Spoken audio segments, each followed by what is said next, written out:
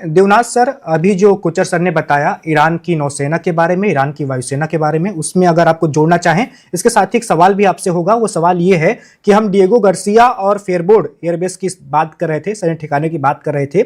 जब मध्य पूर्व में अमेरिका के पास बहुत सारे सैन्य ठिकाने पहले से हैं, जैसे मैं देख पा रहा हूं उसके पास टर्की में है, इराक में है, कुवैत में है, जॉर्डन में है, सऊदी अरब में है, यूएई में है, ओमान में है, तो फिर उसे यहां वाले सैन्य ठिकाने की क्यों जरूरत पड़ रही है हिंद महासागर में जो मौजूद है?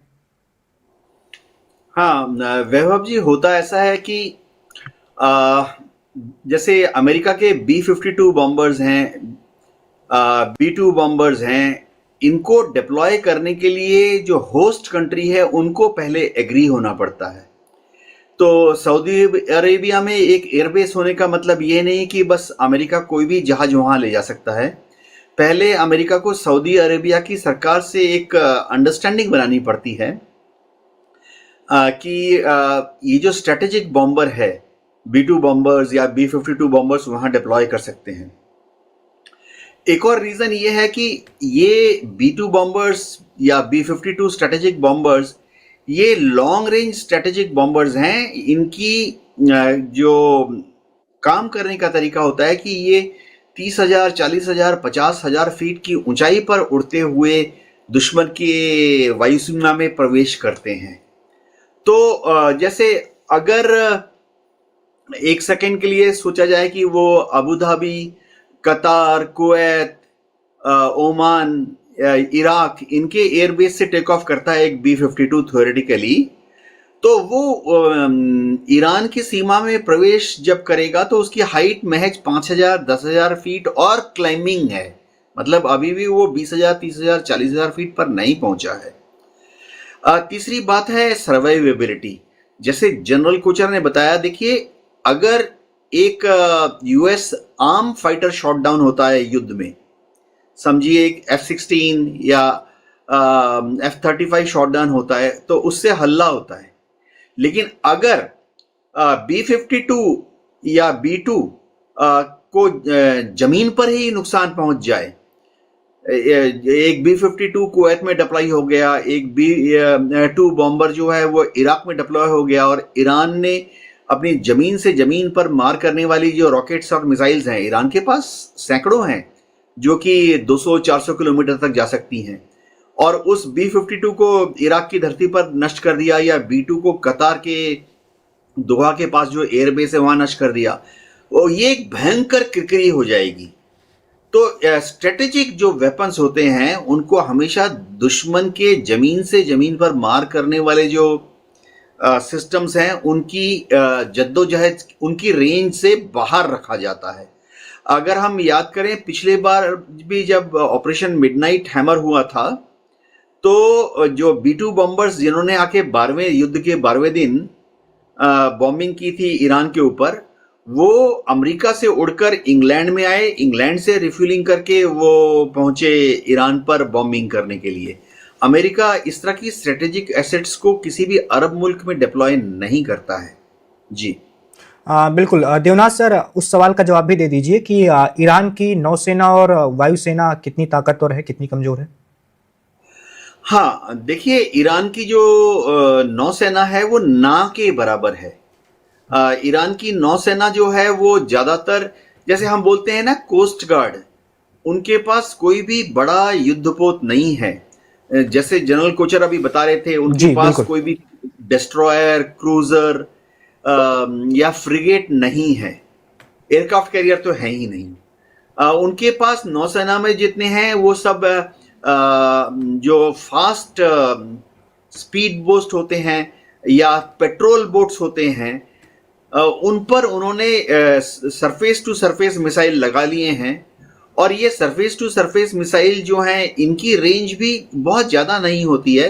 जो ये पेट्रोल बोट्स पर ईरान की नेवी ने जो मिसाइलें लगा दी हैं, इनकी रेंज अमूनन 40 किलोमीटर, 60 किलोमीटर, 100 किलोमीटर, इससे ज़्यादा नहीं होती है रेंज। उनकी एयरफोर्स भी ना के बराबर ही है।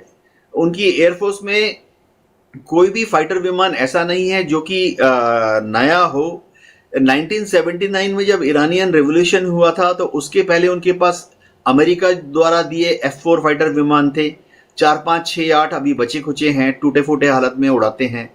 F14 विमान भी उनके पास थे, कोई 30 या 40, उन्हीं को बार बार ठीक कर करके उड़ा रहे हैं, लेकिन वो F14 के भी उनको स्पेयर पार्ट्स नहीं मिल रहे हैं।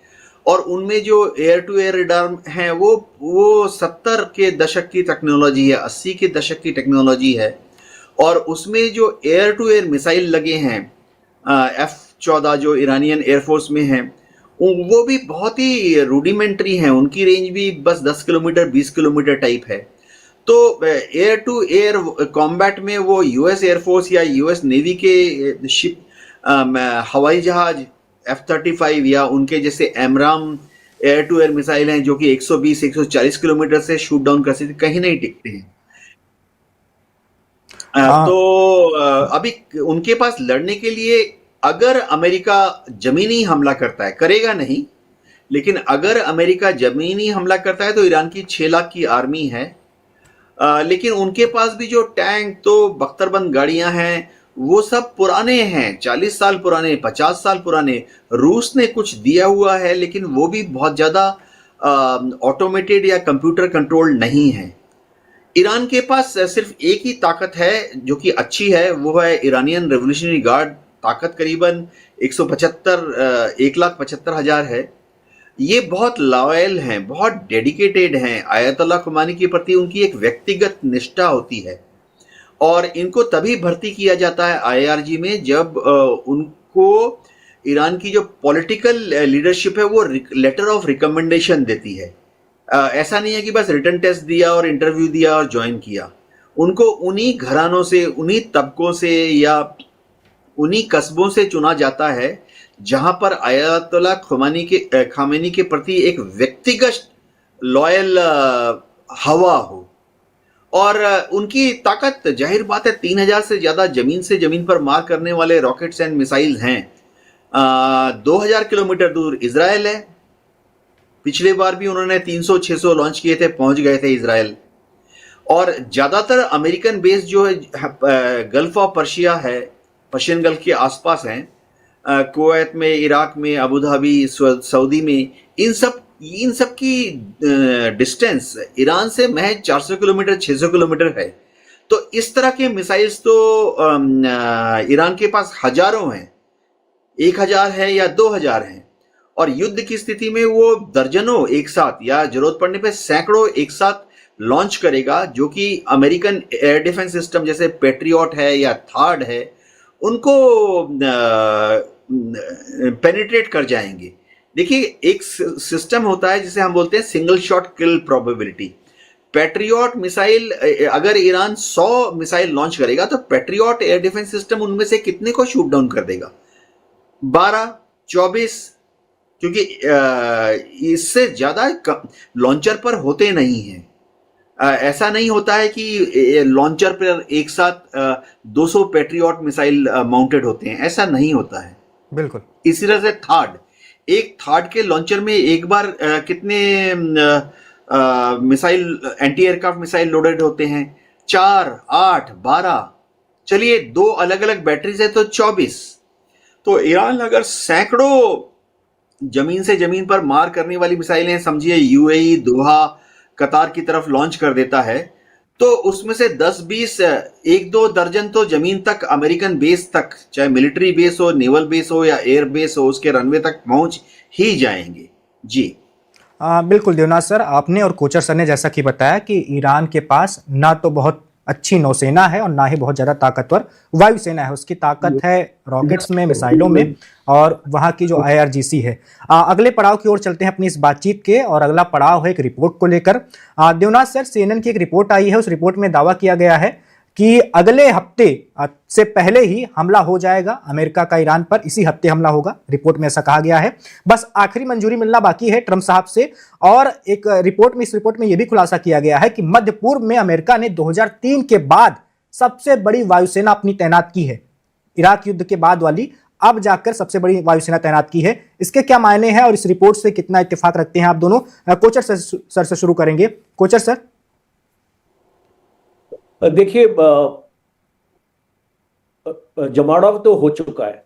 उसको आर्माडा आ चुका है, सारे वेपन्स ऑफ डिस्ट्रक्शन लगा दिए गए, मिसाइल्स को आर्म कर दिया गया है, ये हवाई जहाज स्टैंड 2 पे हैं, और पूरा जो आपके जो एयरक्राफ्ट कैरियर्स हैं और इसके रिहर्सल्स भी साथ साथ उनके चल ही रहे हैं।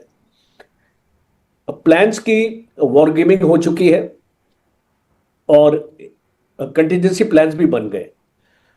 पाकिस्तान के देखिए आप, जो इस डिस्कशन में मैं पाकिस्तान को लेके आना चाहता हूं थोड़ा।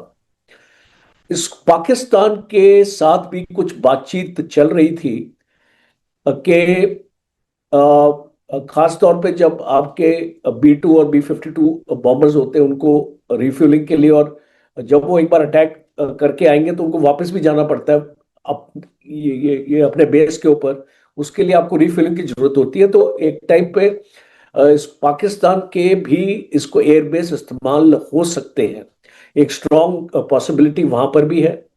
और इसको मुल्ला मुनीर से शायद इसके ऊपर डिस्कशन भी हो चुका है। पाकिस्तान के पास कोई चारा नहीं है, पाकिस्तान मना नहीं कर पाए। दूसरा है कि ये जो अमेरिका की कुछ डोमेस्टिक कंपल्शंस नजर आ रही है कि अभी तक अमेरिका ने अटैक क्यों नहीं किया, और बार बार डोनाल्ड ट्रंप धमकियां दे रहे हैं। अब लेटेस्ट धमकी डोनाल्ड ट्रंप ने दिया है कि 2 या 3 दिन में ड्राफ्ट प्लान तैयार होना चाहिए इसका, जो आपकी न्यूक्लियर का, कि आप अपनी न्यूक्लियर को पीसफुल पर्पसेस के लिए आपका प्रोग्राम आपका बनेगा, और आपका एक न्यूक्लियर वॉरहेड्स नहीं बनेंगे। उसके लिए आपको जो एनरिचमेंट है वो आपको 20% से कम करना पड़ेगा। तो यहां पे बात अटकी हुई है, और जैसे ही ये एग्रीमेंट हो जाती है, अगर इसको लड़ाई नहीं होगी, और इसको अमेरिका इसको ईरान को एक लंबा टाइम दे रहा है, और इसको ईरान भी लंबा इसको खींच रहा है, बिकॉज जितना इस लड़ाई को देखिए, आपको एक चीज आपको याद रखनी पड़ेगी, जितने आप इस अपने ट्रुप्स को अगर वहां पे इसको ला देते हैं और वो अपना वेट करते रहते हैं, तो एक मेंटल फटीग और आपका लॉजिस्टिक स्टेमिना, ये 2 चीजें हैं जो आपकी डिप्लीट होती रहती है। बिकॉज अगर ट्रुप्स को अगर आपने डिप्लॉय कर दिया लड़ाई के लिए, और 2-2, 3-3, 4-4 महीने आपने उसको लड़ाई को आपने ग्रीन सिग्नल नहीं दिया, तो ट्रुप्स का भी एक फ्रस्ट्रेशन आती है। और मैं आपको एक फर्स्ट हैंड एग्जांपल देता हूं पराक्रम का, और मैं उस टाइम पे राजस्थान बॉर्डर पे था। हम पूरी तैयारी से गए थे कि पाकिस्तान के अंदर हम घुस जाएंगे, और हमारी एक सिचुएशन ऐसी भी थी कि हमने प्री एम्प्टिव करना था, पाकिस्तान तैयार नहीं था, पर हमको ऑर्डर नहीं मिले, और हम 1 साल तक बॉर्डर पे थे, और 1 साल के बाद हम वापस आए। तो वो एक साइकोलॉजिकली भी एक फौज के लिए अच्छा नहीं होता है कि लड़ाई के लिए आप गए और आप लड़ाई बिना वापस आ गए। तो इसको America, you see ultimately America, ये एग्रीमेंट अगर और 10 दिन में साइन नहीं होती है, आप अगर मान के चलिए, तो मुझे लगता है स्ट्राइक होगा, और इसको अमेरिका इसमें रुकने वाला नहीं है। जो भी कॉन्सिक्वेंसेस आप इसको मान के चलिए कि वो जो उनकी बैलिस्टिक मिसाइल अंदर आ जाएगी और सैचुरेशन हो जाएगा, ये सारी चीजें हो जाएंगी। देखिए, जब आप इतना स्ट्राइक्स करेंगे, 90% उनके जो मिसाइल लॉन्चिंग साइट से आप उसको खत्म कर देंगे। जैसे अमेरिका को हल्के मान के मत चलिए कि भाई जो अगर स्ट्राइक होगा, अमेरिका ने अभी तक पूरी इंटेलिजेंस हासिल कर ली होगी इनके लॉन्चिंग साइट कहां है, और बिकॉज आजकल तो आपके पास सैटेलाइट से आपके पास ये चीज है, तो आपके पास पूरी इंफॉर्मेशन अवेलेबल है। तो इसको अमेरिका उनकी ऑलमोस्ट 90% मिसाइल लॉन्चिंग साइट्स को खत्म कर देगा। उनके पास एक लिमिटेड स्कोप होगा, एक लिमिटेड डैमेज के लिए, उससे ज्यादा डैमेज नहीं होने वाला है।